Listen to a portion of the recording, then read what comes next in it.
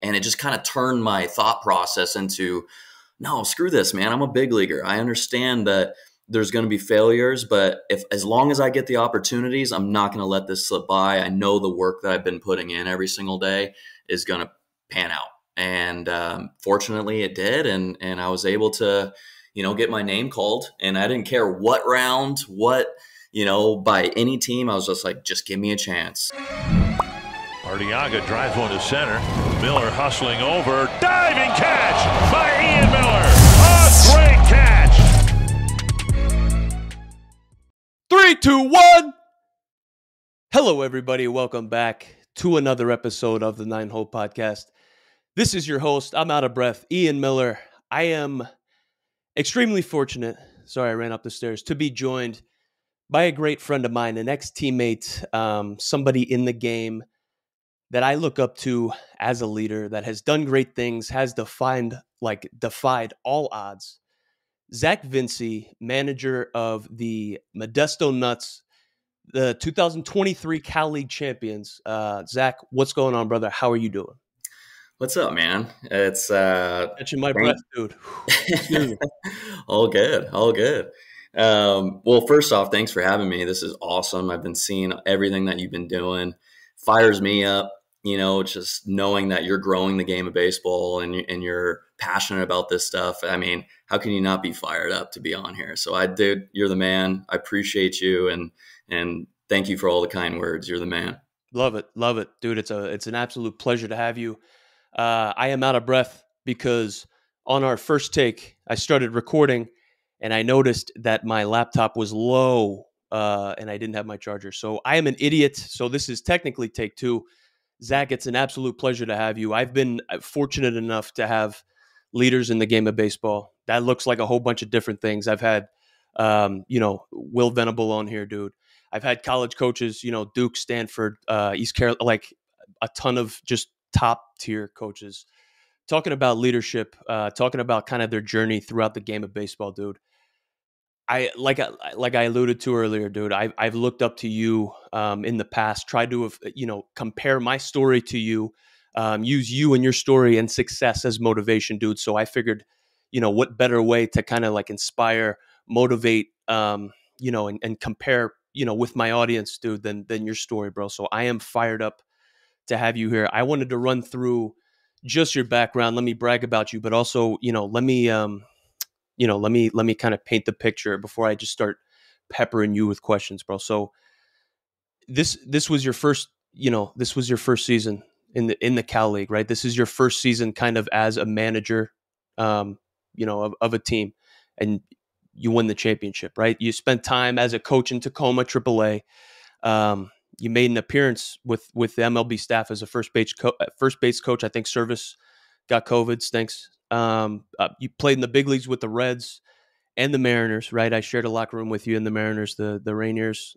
You were drafted by the Reds in the 37th round, which is in absolutely insane to think about, dude.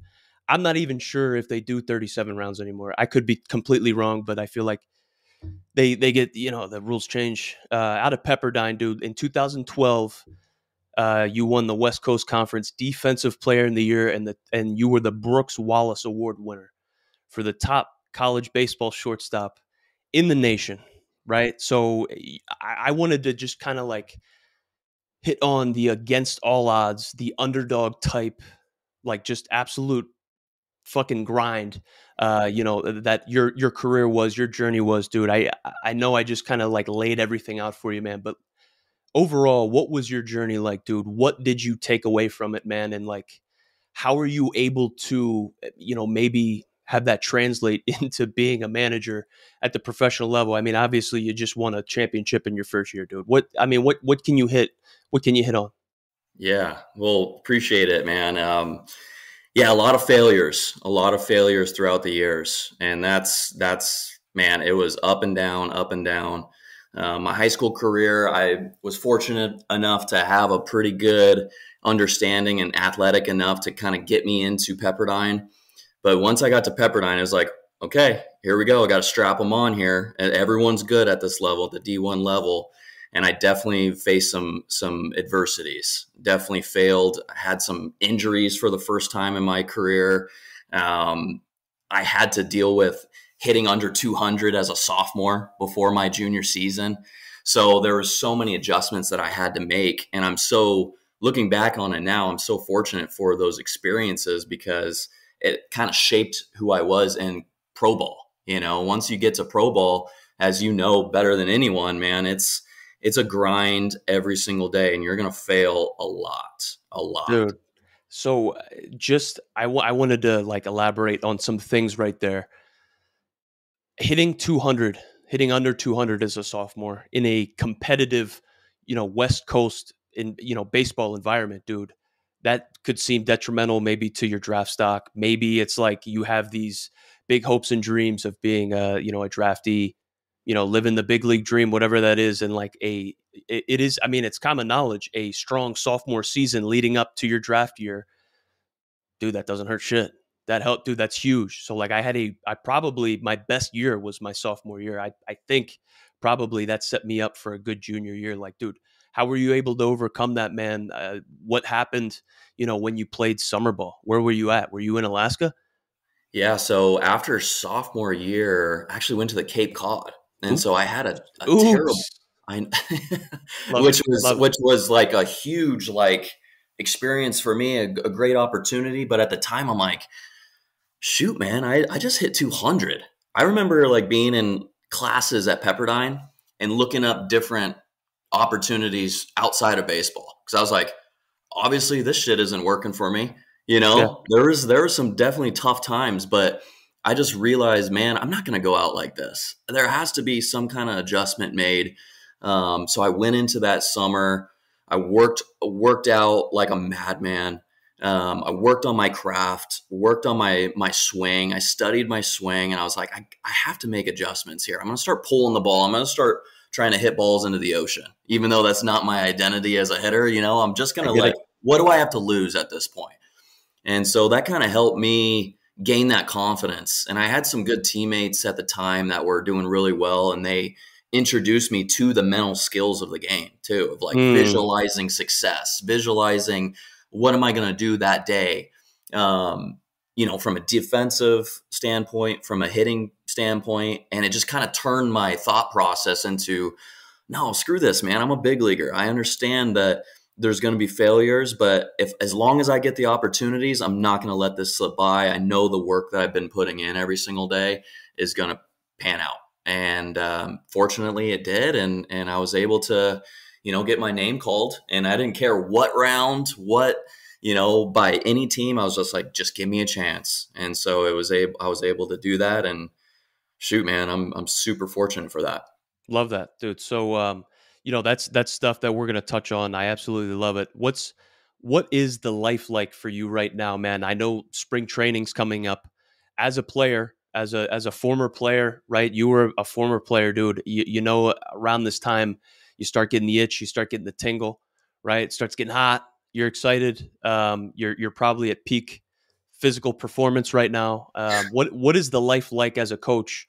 And man, what do you have going on in your outside life aside from being a baseball coach? Yeah, I try to stay busy. I try to learn a lot, because I know as a coach, you see all the greatest coaches, they have years and years of experience of leadership and building cultures inside of a clubhouse or a locker room, right? So I'm always trying to learn. I understand my coaching career is so small right now, so I'm a sponge right now. So working with the Mariners are such an unbelievable organization with teaching their coaches and learning and being on these different calls where we're able to discuss leadership and how we can message the right things to our players so they can be the best versions of themselves. So for me, it's just, how can I just get a little bit better? I kind of have the same mindset as a player in a way. Obviously, I'm not working out as much as I did as a player.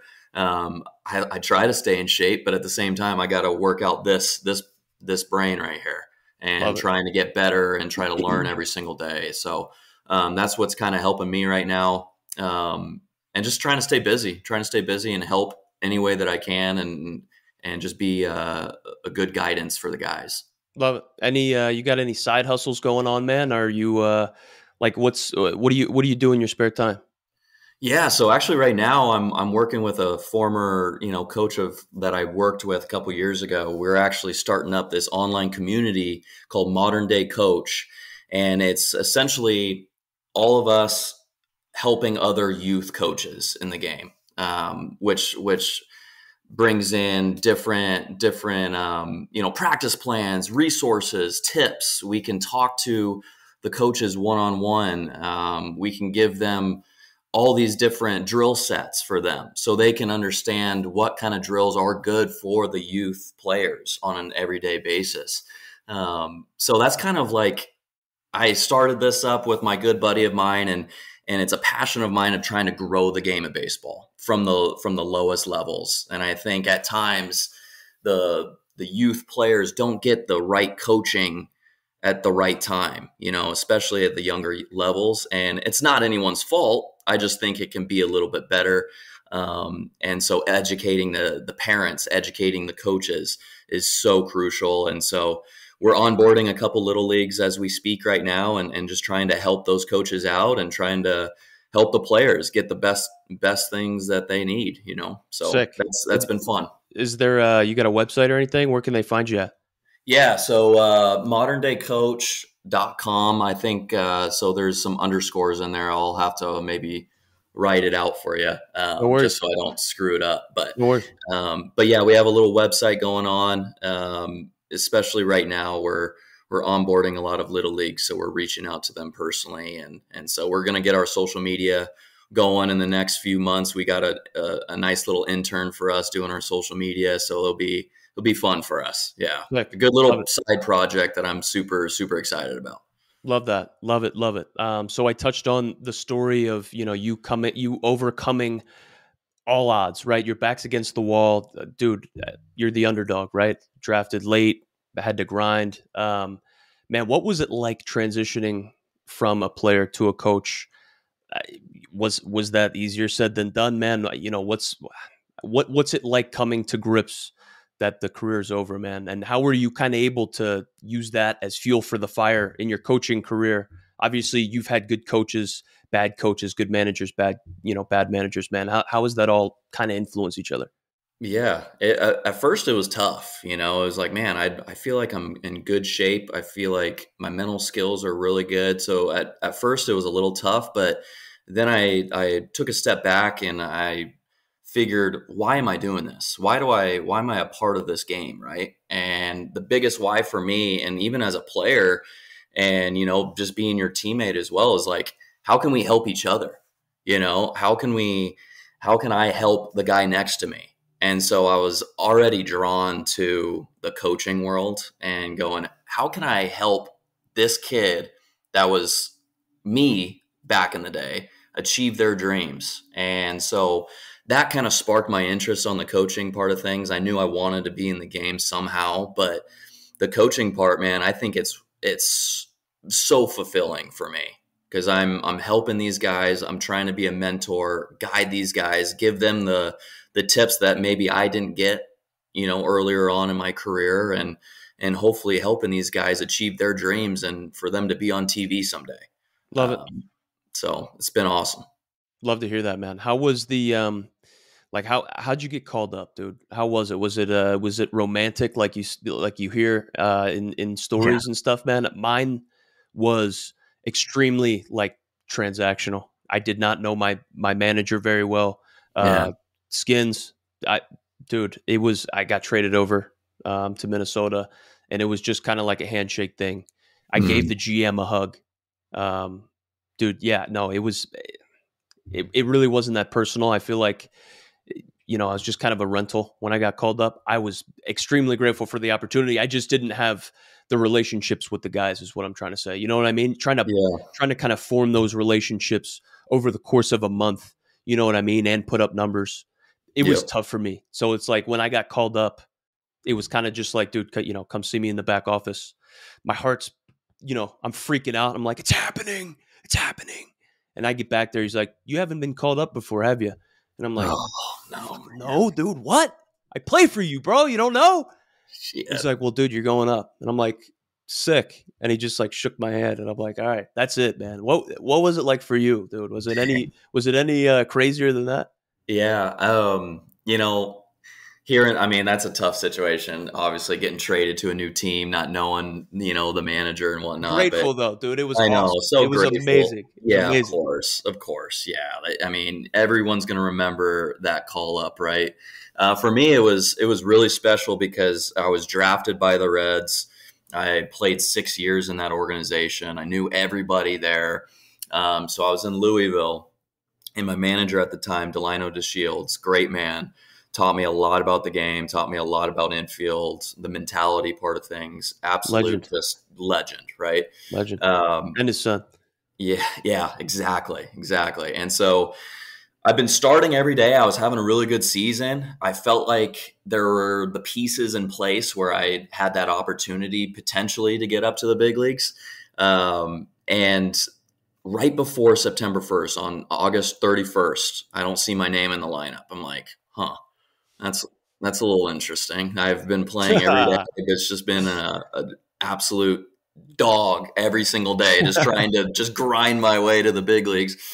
And I'm like, why am I all of a sudden getting the day off before September call-ups, And so the day goes by. I'm like kind of like anxious. I'm like, all right, what's going on? I guess nothing's going on, whatever.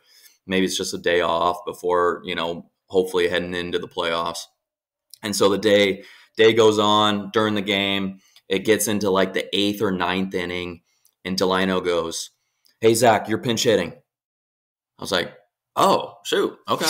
All right." I mean, at that point, and as you know, dude, like if you're about to get called up, they're probably not going to play you.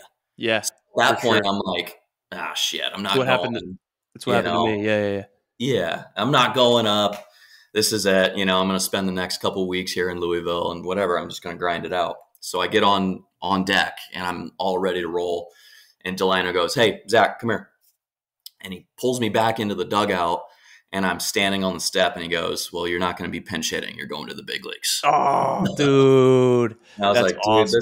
this is great." And so the whole team That's so came up sick. to me. All my teammates that I've been boys with for the last 5 years are giving me hugs. We're jumping up and down in the dugout like during the game. So it was a pretty special moment, and I appreciate Delino for even doing that. I think that was super special to do something like that. And to my teammates, I had awesome teammates that are still great friends today that enjoyed that moment with me. Oh, it's amazing, dude. So my call up story wasn't as sick as that, but I remember the story of I remember it like it was yesterday, dude. When I got traded, so I was with Roy Howe as my hitting coach and Darren Brown as my manager. Dude, it was awesome. So like I remember at the end of the game, I was playing. We were in OKC. I faced a fucking knuckleballer, and I got a base hit on a fastball. I was sitting on a fastball from a knuckleballer. I got a base hit, dude. I'll never forget it. I'll never forget it. And so, yeah, it was a line drive. It was sick. Uh, Lenient. I wrote it down in my book. That's the reason why I like remember that stuff, dude. So I went back um, into the. Now I'm spacing out. I went back into the locker room. I heard the phone ring. Right, I'm getting dressed at my locker. I'm taking my cleats off, and I hear Brownie on the phone. He got a call, and he hangs up, and Roy Howe's like walking by him. He's like, "You're gonna love this, Roy." And as soon as I heard him say that, I'm like, "That's about me. I know that's about me. I have a feeling it's about me, dude." And he's like, Ian, called me back in his office, Ian. And I went back in his office, and he's like, "Dude, you're getting traded. You got traded, to the Twins." And then they called me, dude. It was like right away. It was wild. That was unbelievable. Like that was cool for me. That was like a really cool moment. Dude, being like coming up with those two guys, pretty much like them showing me love. Dude, Roy Howe was hitting with me when I was a pipsqueaking A ball. You know what I mean? Not knowing what I'm doing. Brownie was the base hitting and bunting coordinator. Like, dude, so that's amazing. The culture is amazing, right? It runs deep in the Mariners system. Mhm. How are you able to kind of use that and then, have that blossom in your managerial career, bro? What is it like playing winning baseball? I went through my college career. I went through my minor league career not being very good, not being on, insanely winning teams. I did win a couple championships, right? A couple rings, but like I feel like I had more, bad years than good overall, man. How are you able to kind of like tie that everything into pretty much what we just talked about into like your managerial style? Yeah, I mean, you just said it right there, like how they just called you into the office, like, and you had these great relationships with these coaches, right?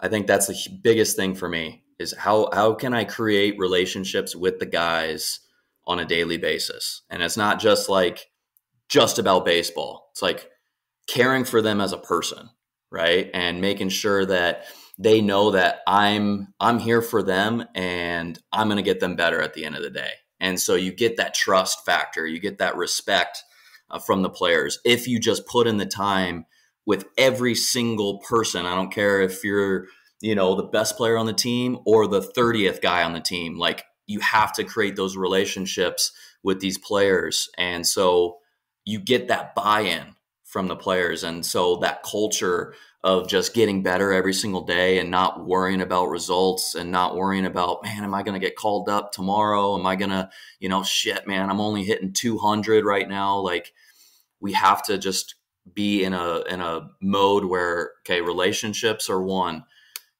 We're going to compete every day and we're just going to get better. That is the main thing that I try to bring into my coaching style is like, I'm going to be in the trenches with you too, dude. Like, I'm not just going to be like, all right, just here you go. Here's your checklist for you to get better. And you go off and do your thing. Like, I'm going to be out there doing my thing with you and making sure that you get better and be the best version of yourself. So I think just creating relationships, man, is huge. And then it just turns into a beautiful, beautiful thing in that clubhouse. That's awesome. So the creating relationships thing, I feel like the coaches, the managers that I've had that have gotten the most out of me, the seasons that I've done the best, statistically, whatever that is, like I've had the best relationships with those managers, right? It usually goes hand in hand with a strong season, maybe with a strong team, strong performance, dude. I feel like Darren Brown and Rocco Baldelli are two that come to mind for me. Darren Brown always had his door open and invited guys. Like when dudes would walk by the office, when I would walk by the office, he would go, "Ian," or like he would call me in. You know what I mean? Like he wanted those relationships, and like even if you tried to shy away from it, he would put his arm around you and like bring you out of your shell. He knew when things were going wrong. He kind of knew all that stuff. It's amazing. Rocco Baldelli. Those relationships, dude, I did not have that relationship with my AAA manager when I got traded, over to Minnesota. I feel like I had that relationship with Rocco Baldelli because of the way he made me feel. And, dude, in BP, he would go around every single day, dude, in BP and talk to every single person. Like he would stop and talk to every single. I would be out there shagging the first 5 rounds, and I would get a couple rounds of BP. You know what I mean? We're in Fenway Park or Target Field, whatever it is, and he would come talk to me. Like, dude, it was for as long as I had his ear. You know what I mean? As long as it took, and he did that every single day. I feel like that's awesome, man. So it's cool to kind of hear, how you're able to, bring that into your style, bro. It sounds like things are going great. Obviously, you just won in your first year as a manager. Dude, what does it look like? You're heading back to Modesto again this year. Dude, what's the overall dream? So you've already registered a coach day of coaching in the major leagues, right? However long that was, man. You've already gotten a taste of it. What's the overall dream? Do you see yourself maybe as like a manager in the big leagues? Are you an infield coach? Are you like, obviously you're going to go wherever the wind of opportunity takes you, right? Maybe however that looks, but man, what's the overall dream right now? Yeah, I know for me, it's obviously being in the big leagues and being at the highest level is obviously something that is very, very cool. Being a player and seeing what the lifestyle is there and how I can help the best players in the world I'm very drawn to that. But man, like I've always been a goal-oriented guy, but once I got into coaching, it was like, okay, yeah, I have these little goals of mine, but I'm just going to try to stay present as possible. Like, how can I just be the best manager that I can be in Modesto? If I can do that over and over, year after year, I know that opportunities will come for myself, and I'm not too worried about that. Whether it's a infield coordinating spot, whether it's a manager's spot in a different org, or in the big leagues, a bench coach, whatever the case may be, whatever I feel like is a fit. That's all I'm worried about, is trying to stay present. How can I be the best manager for Modesto right now? And we'll see where it goes. Beautiful. You touched on experiencing the lifestyle, what it's like up there. You've experienced it as a player for multiple teams. You've experienced it as a coach. What is that like? What is the major league lifestyle like? You get to the field. What is it like, man? What are you hit with? What kind of amenities are you hit with? What's the food like? I never experienced it at Safeco or, in Seattle. So like, dude, take me through it. I'm legitimately interested in it. Yeah, it's a bit of a trip, man, because you were going from Tacoma, which is, that locker room, as that it's the size of this living room, so Yeah. it's a little tiny. So you go to Safeco, and now it's T-Mobile, but you go in there and it's like, it is 10x the size. There's a huge bathroom with a sauna in there, and you don't. Yeah, there's a sauna in there. I was like, all right, well, I might as well enjoy this amenity right here. Sick. So the weight room's amazing, and then the food is incredible. You have like 3 or 4 chefs back there. The second I walked in the door, the chef comes in to me. He goes, "Dude, what can I make you? Anything you want right now. Like, what do you want?" I'm like, and I was like the first guy, just because everyone was coming in a little bit later. I think I was coming back from like a Vegas trip or something. We were playing in Vegas, and so they flew me out to I remember that. I was there. I said goodbye to you when you left. I remember that, dude. I was in Vegas with you. Yeah. And that was like a taxi squad kind of deal, where I wasn't able to play during that time, but later on in that year, I was able to get called up again for 3 days or so. But yeah, man, it's a fantasy world, man. You're like, you don't think it's going to get any better, but then you walk into those doors and you're like, man, this is everything that I imagined it could be, so beautiful. It's pretty awesome. Beautiful. I was getting, in my experience at Target Field, man, I'm getting lost underneath.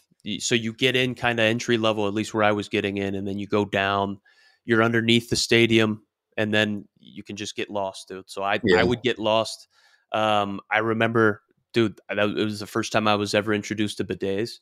So like they would have heated toilet seats, in the locker room, dude. Yeah, and hotels too. The places that top notch, man. Oh, yeah, dude, there you go. Hotels are unbelievable. The travel's unbelievable. What is it like?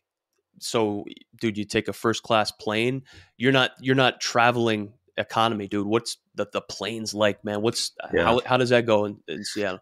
Yeah, the charter flights are sweet, man, because the bus literally will just go straight up to the plane.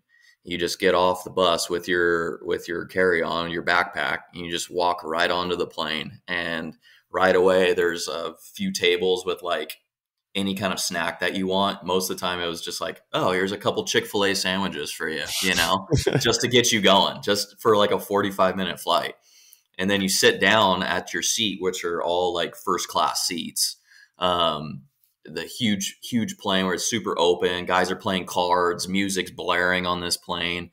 It's a really good time, a good experience. And then you just get handed a menu with like steak, lasagna, any kind of vegetable that you want,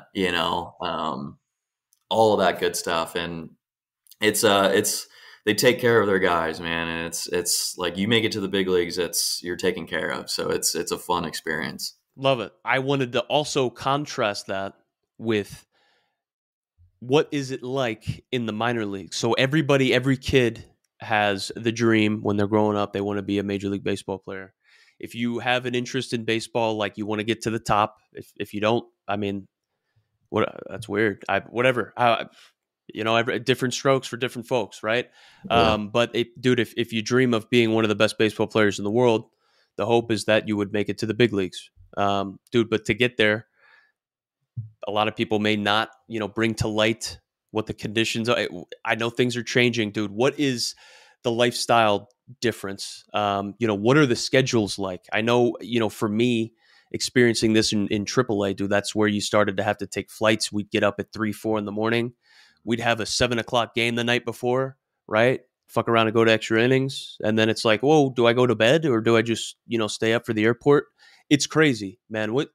Contrast that for me a little bit, man. What are the struggles like and the grind kind of with the day-to-day scheduling?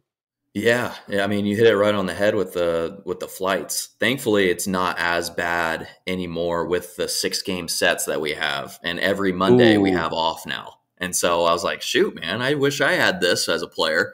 That's after COVID they did this that? Is after COVID, yep. So they changed the scheduling where you play a team for six straight games, and then you have that Monday off. Oh. And so now, the kids now, they're like, God, this is such a grind, man. Like, and I'm like, whoa, easy, buddy. We had an off day every 2 months, brother. Now you're getting 8 of them,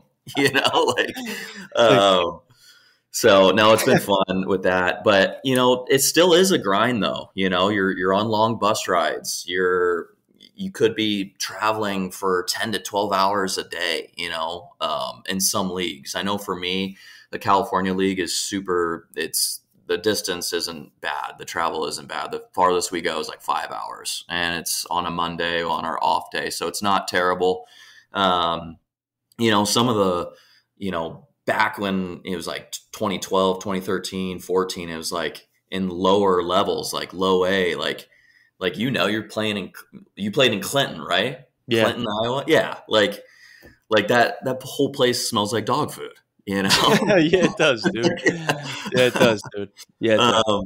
And so but it shapes us as like grinders, right? It's like, God, we played through like tough conditions, right? And it builds us into really strong, mentally capable players at the end of the day. And so, I think the grind for these guys are just playing more than just 2 or 3 times a week, like they're used to in high school or in college, right? And it's like, okay, you're playing every day. Now you're playing for 140 games. We have to dial it in mentally consistently. You have to be at the top of your game every single day if you want to reach the highest levels, right? So yeah, there's the food obviously is a little bit tougher. You'll get, Panda Express every once in a while, just other things going on, but it is what it is. And embrace it. That's what you have to do. Right. It's not just one team that's dealing with it. It's every team. So that's what I try to, portray to my guys is like, it's not just you guys, it's everyone. So just how can the strongest survive? So I love it, dude. So how can the strongest survive? That kind of ties into perfectly what I wanted to hit on next, man. You've been around, some of, if not, I mean, it's not even arguable. You've been around the game's best, right? Being in the big leagues, coming up through the minor leagues, college, you've played with exceptional baseball players, man. You've coached, top-notch talent already. You've won championships, dude. You've been around, surrounded by it. What do the top baseball players or, the best players in the world you've ever seen, aside from talent, right? Obviously, you have to be extremely talented to get to the big leagues, dude. No doubt. But aside from that, man, what do they do different? Is it maybe like a mindset mentality? Like, dude, what do they do different that separates the good from the great that you've seen, you've experienced? Yeah, I think 2 things really come to mind for me. I think the first one is confidence, right? Like, it doesn't matter if you're 0 for 25. Like, these guys still think that they're the baddest dudes in the planet, And I'm sure they're having their own kind of demons inside their own brain, but how can they shift it to that positive mindset of like, okay, dude, I might not feel the greatest. I might feel like shit right now, but I'm going to go and I might have my B swing, but I'm still going to compete and I'm still going to try to beat you, And I think the best players in the world, and they stick around the longest because they have that mentality of like, okay, I only got 3 hours of sleep last night. It doesn't matter. I'm still going to compete. I'm still going to get after it. And then the second thing I think is consistency, And not only just on the skills part of things, but it's like consistent with your routines, consistent with your preparation, consistent with the work that you're doing with your mental skills, consistent with nutrition, strength and conditioning, like everything of that, and that whatever it takes to be a major league player. So I think the consistency and just the confidence that I see from guys are the main factors. Dude, that's amazing. It's a beautiful answer. Love that. That fires me up, dude. That hits right here, man. I love it. I feel like the discipline and the grinding and like the sacrifice, like, dude, it all ties into it, man. You can say it. I love the way you say it, man. That absolutely fires me up. You've touched on it a couple times, especially in that answer.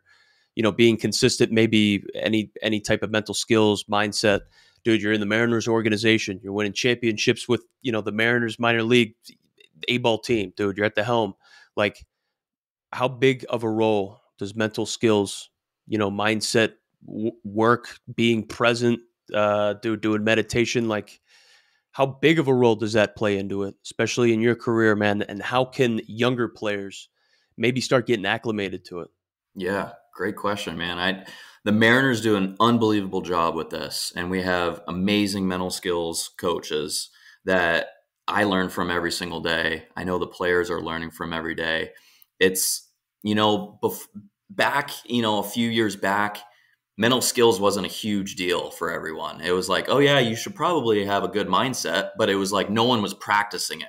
Everyone was focusing obviously on the skills and what they needed to do, on the field, which is obviously something that you have to do.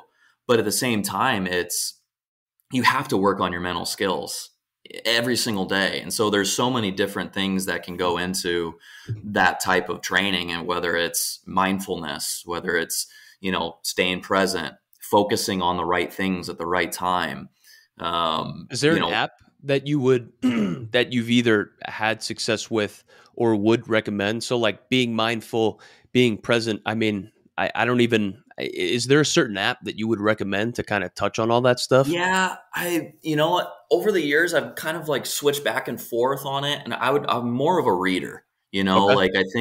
like for me, like I like to read and listen to podcasts about it and like how I can practice it. I think Calm, the app Calm is really good. I like that one. That's what I use. Yeah, it's great. But I think more on like the reading part of things, on like how to stay present, and how can I focus on this specific pitch during this time. I think one of the greatest lines that I heard from one of our mental skills coaches this year that I'm going to take, like, every single year I'm going to use it, is he uses, when there's a man on first base and there's a hitter up, and you always hear infielders or anyone saying, hey, you're one pitch away. You're one pitch away, whether with one out, man on first, which means, yeah, we're going to turn a double play. But in the game of baseball, you're always one pitch away from something, right? One pitch away from striking this dude out. One pitch from, hitting a homer to help your team, working a walk. One pitch away from moving a guy. That's the name of the game, is trying to stay present each and every pitch. And how can you break that down between, 150 pitches that you're going to see as a team collectively? And so if you can get everyone on board with that, it's like, how can you be confident and present in that specific moment and what you need to do and what your job is? And so I thought that was great. And, kudos to the mental skills coaches with the Seattle Mariners. They're great. Incredible. They're incredible. Yeah. It starts from the top, right? I mean, I've touched on it multiple times in this podcast. Yeah, the mental skills side of the organization. It's incredible, man. It's incredible to see. I've learned a lot. So I first started getting into this in spring training. The year that I made it to the big leagues, 2019. Mitch Haniger did a presentation in spring training, and he touched on what he does mentally, what his routine is, what he writes down, how he practices, how he meditates.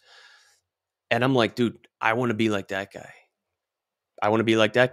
I've heard him talk about mindfulness and the mental skills side of things. And that's what validated it for me. When somebody that's legit, has success with something, that's where I'm like, okay, I mean, if he did it and dude, he's where I want to be, why wouldn't I do it? So that was kind of my first taste of it. And dude, it transformed my career. It was something the Mariners used an app. I forget what the app is, Vision Pulse. I actually don't remember what it was. I forget, but now the Cubs recommended Calm. Love that. I would do a guided meditation, put the earphones in and tune out for 10 seconds, focus on my breathing and shit. It's amazing. Now it's something I incorporate into my daily routine. I take my dog for a walk. I got the earphones in. I do a walking meditation. You know what I mean? It's amazing. Now it's a part of my life, dude. It's a part of my life. What can that do for a player? Let's say, dude, I was having trouble. I was ADD as shit. Mine's everywhere all the time. You know what I mean? What can it do for a player? Like, does it truly calm it down for a player, do you think? Yeah, absolutely. I think it can help with just the overall failures of a day, right? It can kind of keep you at a peace of mind where there's always going to be a next pitch. There's always going to be a next at bat. There might be another inning that a pitcher might throw, right? It's like, how can I keep my mind in that mindset where if I'm calm and collected and I'm not worrying about what happened in the past and I'm staying in the present, shoot, that's how can I not be at the best that I can mentally for that? And so I think that's the biggest thing is just trying to stay present and not worrying about, shoot, man, I'm 0 for 30. Oh man, I just gave up a 6 spot on the bump. It's like, how do I forget about that, keep moving forward? And it's the hardest thing in sports to do and not just baseball, but in anything, right? Like, for sure. So it's, how do you stay present? For sure. So you've a couple more questions here for you, man. You've kind of defied all odds. We're an underdog, dude. It could have been, any specific way that you got recruited, got drafted, right? Any type of game, any situation. It could have been the one where it was like, okay, we'll take a chance on this guy. Do you have any tips on the recruiting process? Do you have any tips on maybe the scouting process for undersized, maybe undervalued grinder type players like we were, dude? Like, is there any type of advice that you can give to the next generation of, Major League Baseball players that will get a taste of success, dude, like we did in the big leagues? Like we can say that it is what it is, man. Like I'm slowly coming to grips with it that, like, man, that's coolest shit to say without bragging. You know what I mean? Like, dude, now I feel honored, right? I can kind of understand the magnitude of that, dude. That's badass. And like, I embrace it. Never try to just throw it out there, man. Like, you've experienced all that, man. What can you kind of give, to the next generation that's hoping to make it there? Yeah, that's an awesome question. I think, for those underdogs, right, you have to play the game the right way, and that's running out every single ball, whether you're, chopping one to the third baseman or popping it up. Like, you should be on second base, if you're popping a ball up. Like, that's the kind of mentality that I feel like those underdogs have to have every single day. And even if they are 0 for 2 with 2 punchies and they're walking into the dugout, they're not showing any kind of emotion, right? They're not putting their head down. Their shoulders are shrugged. They're confident, and they're walking back to that dugout going, all right, whatever. I'm gonna get you my next 2 at bats. And, my most important at bat might be in the 9th inning. So I'm going to be ready for it. Body language, like, is a kid just like moping around and not moving, like, get your ass off the field when it's time to hit, kind of thing. For sure. I think that fires me up more than anything, is seeing those guys being a good teammate, working hard, playing the game the right way, running out balls, diving all over the field, being a good teammate. How can I move this guy over here? How can I be a selfless guy and help the team win at any cost? And those are the kind of guys that, stand out for me. Amen. You 2 more questions for you, man, then we'll let you go. You touched on, you were more of a reader. That's how you kind of process, accumulate information regarding the mental side of the game, right? I use I'm audio, so that's kind of how I'm able to process process information that's better for me. Do you have any books that you could recommend? Any titles, for reading up on that type of stuff? Do you have any type of books that you would recommend to my audience? Yeah, definitely. The Ryan Holiday series, those books are awesome. Obstacle is the Way. I think that's a great one. It just teaches you about adversity and resilience, and it shows all these stories of leaders being resilient and facing adversities. And I thought that was a really cool book, getting players to understand like there are going to be adversities. It doesn't matter what level you're at, you're going to face them, and how do you deal with it. And then another one is Bob Rotella. I don't know if you've ever heard of him before. He's a sports psychologist. He's worked with predominantly golfers. I'm reading this book right now. It's called Golf is the Game of Confidence. Ooh. Dude, it is. And it's all about golf, but What? I think it's outstanding. My bad, dude. No, you're good. It is. It's Fearless Golf. Sorry, Yes. wrong one. Okay, sweet. Not to interrupt you. My bad. No, you're good. Golf is a Game of Confidence by Bob Rotella. He has a series of like 3 or 4 different golf books, but it's all mental. And so he's helping these golfers staying present. How can you focus on your next shot? What your external target is, whether it's like, okay, I'm aiming right towards that pin, like it's relates to baseball a ton. If you just switch the word golf and put baseball in it, you're like, this makes complete sense. It is exactly the same thing. I could carry this over to my at bat or on the mound or whatever I'm doing. And so I think Bob Rotella is an amazing author and just like a good resource to look into. Beautiful. So I got one more question here before we let you go.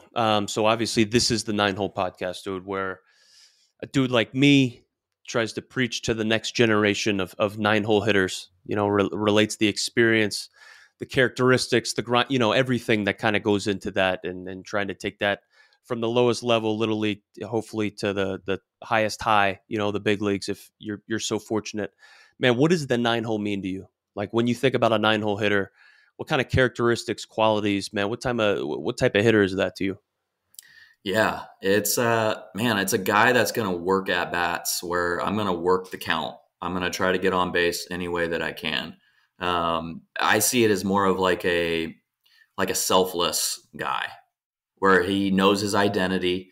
He knows, hey, I might not be hitting 30 jimmies this year, but I know that I'm going to keep the line moving and I'm going to get it to the next guy, right, with 2 outs, or I'm just going to try to get on base here. I'm just going to try to work a walk. I'm going to get a sac fly here. Like, I feel like it's that grinder mentality, right? Where that's the mindset that you have to have. And I feel like sometimes there's this stigma. It's like, shoot, man, I'm in the 9-hole. That means I suck, right? It's like, no, dude, like you're turning it over for the 1, 2, and 3 guys. You can be on base for our dogs that are going to be driving us in. So I think like those little intangibles, I think, if you have that mindset, your teammates are going to see it. They're going to understand, dude, this guy is all about the team. How can we get better? How can I just get on base? So ultimately, we can touch home plate more than the other team can, And I think that's the mindset that they need to have. And dude, I love it, man. I love everything that you're doing with this podcast because of that.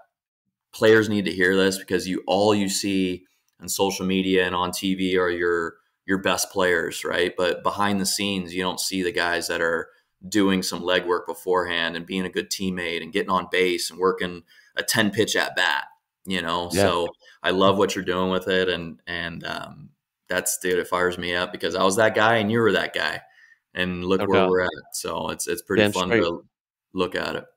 Appreciate you. Zach Vincej, thank you so much for your time, manager. The Modesto Nuts 2023 Cal League champion. Zach, thank you so much for your time, dude. I wish you all the luck moving forward. Looking forward to seeing you put up another successful year in the second year at the helm, dude. Zach, thank you. Appreciate you. I appreciate you, man. All of it, man. It's been an awesome time. So thank you.